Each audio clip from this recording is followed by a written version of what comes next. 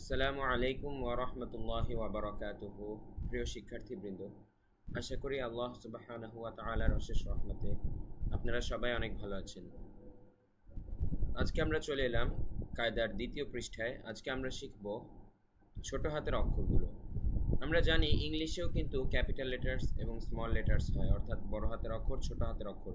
এ থেকে জেড পর্যন্ত একটা হয় বড় হাতের অক্ষর, এ থেকে জেড পর্যন্ত এক ধরনের অক্ষর হয় বড় হাতের বা ক্যাপিটাল লেটার্স, যেগুলো আমরা প্রথমে শিখি, এবং এরপরে আমরা শিখি এ থেকে জেড পর্যন্ত ছোট হাতের অক্ষর বা স্মল লেটার্স। তো ইংলিশের ক্ষেত্রে কিন্তু ক্যাপিটাল লেটার সবসময় আগে আসে যে কোনো বাক্যের শুরুতে, আর স্মল লেটারগুলো পরবর্তীতে আসে পর্যায়ক্রমে। কিন্তু আরবিতেও একইভাবে, কিন্তু আরবি ভাষাতেও ক্যাপিটাল লেটার্স এবং স্মল লেটার্স অর্থাৎ বড় হাতের অক্ষর এবং ছোট হাতের অক্ষর আছে, যা কিনা আমরা এই পেজে শিখব। এই পৃষ্ঠায় আমরা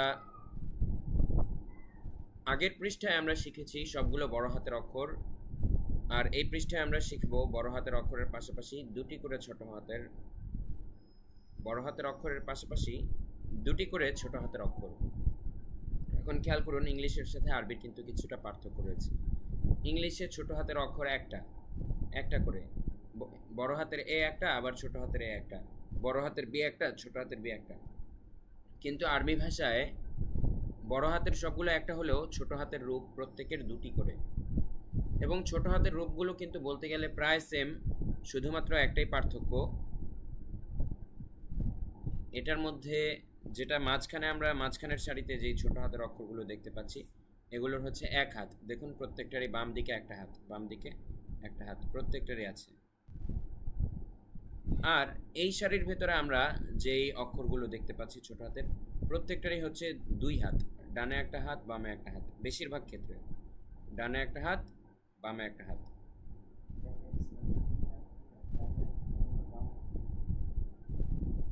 তো আমরা কিন্তু দেখতে পেলাম মাঝখানের সারিতে যেই ছোট হাতের অক্ষরগুলো রয়েছে, সেগুলোর হাত শুধুমাত্র বাম পাশে, আর একদম শেষ তৃতীয় সারিতে যেই অক্ষরগুলো রয়েছে সেগুলো বেশিরভাগই ডানে একটা হাত বামে একটা হাত। তো এর মাধ্যমে বোঝা যায় কি, দেখেন আরবি ভাষায়, মনে রাখবেন আরবি একটু আলাদা। আরবি ভাষায় বড় হাতের অক্ষরগুলো প্রত্যেকটা শব্দের শেষ অক্ষরে বড় হাতের অক্ষর আসে। যেমন আমরা প্রথম সারিতে যে বড় হাতের অক্ষরগুলো দেখতে পাচ্ছি, যেগুলো আমরা আগের ক্লাসে শিখেছি, প্রতিটা শব্দের শেষ অক্ষরে এই বড় হাতের অক্ষরগুলো আমরা খুঁজে পাবো। অপরদিকে প্রতিটা শব্দের শুরুতে আমরা পাবো এই ধরনের ছোট হাতের অক্ষর, এই সারিরগুলো, অর্থাৎ যেগুলোর হাত শুধুমাত্র বাম দিকে। কেন? সে শুরুতে এসে বাম দিকের অক্ষরগুলোকে জোড়া দেয়।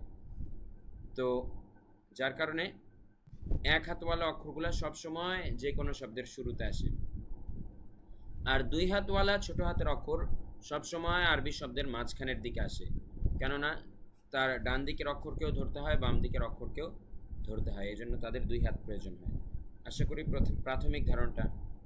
আশা করি ছোট হাতের অক্ষর এবং বড় হাতের অক্ষরের প্রাথমিক ধারণাটা বুঝতে পেরেছেন।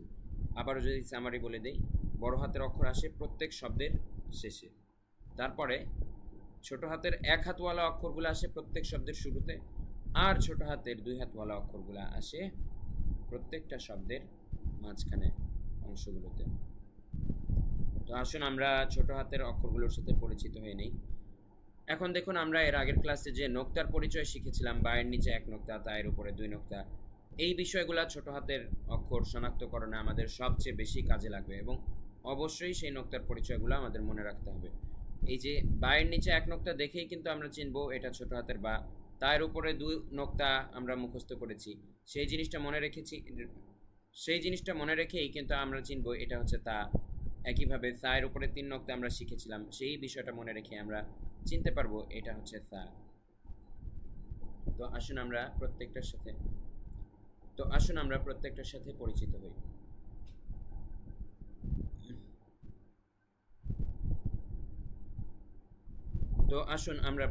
সাথে পরিচিত হই। এটা হচ্ছে বা, বড় হাতের বা আমরা আগেই চিনেছি। এখন দেখুন ছোট হাতের বাটা কেমন। ছোট হাতের বাটা, এই যে বড় হাতের বা থেকে আমরা যদি একটু এই সাইডটা বাদ দিয়ে দেই, তাহলে শুধু এই পাশটুক থাকবে, সেটাই হচ্ছে ছোট হাতের বা, এক হাতওয়ালা। আর এই এক হাতওয়ালা বায়ের আরেক পাশে যদি আরেকটা হাত দিয়ে দিই তো মোটামুটি দুই হাতওয়ালা বায়ের মতো একটা রূপ হয়ে যায়। একটা মনে রাখলে বাকিগুলো আপনাদের মনে থাকবে। আর আমি অনুরোধ করব আপনাদেরকে, আপনারা লিখে লিখে একটু প্র্যাকটিস করবেন। প্রথমে বড় হাতের বা লিখবেন, তারপরে একটা ছোট হাতের বা আর একটা ছোট হাতের বা। এভাবে যখন আপনি কয়েকবার লিখবেন আপনার মাথায় খুব ভালোভাবে সেট হয়ে যাবে যে ছোট হাতের বাগুলো দেখতে কেমন, প্রথম রূপটা কেমন আর দ্বিতীয় রূপটা কেমন। তো দেখুন বা বা বা, বায়ের নিচে এক নক্তা। একইভাবে এটা হচ্ছে বড় হাতের তা আর এটা ছোট হাতের তা, এক হাতওয়ালা, এটা ছোট হাতের তা দুই হাতওয়ালা। তা তা তা, তা এর ওপরে দুই নক্তা। একইভাবে এটাও সেম, শুধু একইভাবে এটাও সেম, শুধুমাত্র নক্তার পার্থক্য। সা সা সা, সা এর ওপর তিন নক্তা। সা সা সা, দেখুন বা তা সা নুন ইয়া, এই পাঁচটার একদম গঠন একই রকম, শুধুমাত্র নক্তার পার্থক্য। নক্তা ভেদে আপনার মনে রাখতে হবে এর কোনটার নাম কি। তারপরে এটা হচ্ছে ইয়া ইয়া ইয়া, ইয়া এর নিচে দুই নক্তা। আর উপরেরটা আবারও বলছি, নুন নুন নুন, নুনের ওপর এক নক্তা। তাহলে দেখুন পার্থক্যটা কি। ধরুন আমি আপনাকে পরের ক্লাসে প্রশ্ন করব যে এই অক্ষরটা কি, তখন আপনার মনে রাখতে হবে ও তায়ের উপরে তো দুই নক্তা ছিল, তার মানে এটা হচ্ছে তা। আমি আবার আপনাকে প্রশ্ন করব পরের ক্লাসে যে এই অক্ষরটা কি, তখন আপনার কিন্তু এই বিষয়টা মনে রেখে বলতে হবে নুনের উপরে তো এক নক্তা ছিল, তার মানে এটা নুন। তো আশা করি বুঝতে পারছেন যে নক্তার পরিচয় কেন আমাদের মনে রাখা লাগবে ছোট হাতের অক্ষর চেনার সুবিধার্থে। তো এটা হচ্ছে ইয়া ইয়া ইয়া, ইয়া এর নিচে দুই নক্তা। এখন আবার দেখুন পরের তিনটার গঠন আবার একই রকম, জিম হ্যাঁ খ, শুধু নক্তার পার্থক্য। জিম হ্যাঁ খ, তো এখানে যেগুলো আছে এগুলো হচ্ছে জিম। জিম জিম জিম, জিমের নিচে এক নক্তা। দেখুন এটা হচ্ছে বড় হাতের জিম, এটা আরেকটা ছোট হাতের জিম, এটা আরও একটা ছোট হাতের জিম। তো জিমের নক্তাটা থাকে নিচে, এই যে বেসিক্যালি এটা দেখলে ভালোভাবে বুঝতে পারবেন জিমের নক্তা আসলে থাকে নিচে, এটাও নিচ হিসেবেই গণ্য হবে। জিমের নিচে এক নক্তা। জিম জিম জিম, আপনারা জিমের তিনটা রূপই লিখুন, ভিডিও পজ করে লেখা প্র্যাকটিস করুন, তাহলে মাথায় গেঁথে যাবে ছোট হাতের জিমগুলো দেখতে কেমন। কোরআন পড়ার সময় যখন আমাদের এই ছোট হাতের অক্ষরগুলো আসবে, বেশিরভাগ ব্যবহার কিন্তু ছোট হাতের অক্ষরের, তাই আমাদের ছোট হাতের অক্ষরগুলো খুব ভালোভাবে চিনতে হবে কোনটার নাম কি। হ্যাঁ হ্যাঁ হ্যাঁ, হ্যাঁ খালি, হ্যাঁ হ্যাঁ হ্যাঁ, বলুন হ্যাঁ খালি। দেখুন জিম আর হা দেখতে একই রকম, শুধুমাত্র জিমের নিচে এক নক্তা, হা খালি আবার অপরদিকে খ এর ওপর এক নক্তা। এটা হচ্ছে খ খ খ, খ এর ওপর এক নক্তা, খ এর ওপর এক নক্তা। এখন দেখুন সিন আর শিন আবার দেখতে একই রকম। সিন আর শিন আমরা কিভাবে চিনব, এটা চেনার একটা সহজ পদ্ধতি হচ্ছে মাথার দিকে তিনটা দাঁত থাকবে, দেখুন এই যে তিনটা দাঁত আছে। শিনেরও একই, শুধুমাত্র সিন খালি, শিনের উপরে তিন নক্তা।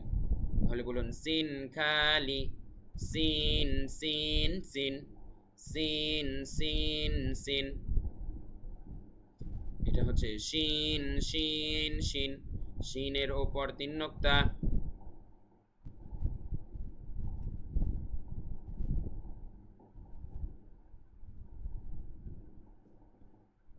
এটা হচ্ছে শিন, শিন শিন শিন, শিনের ওপর তিন নক্তা।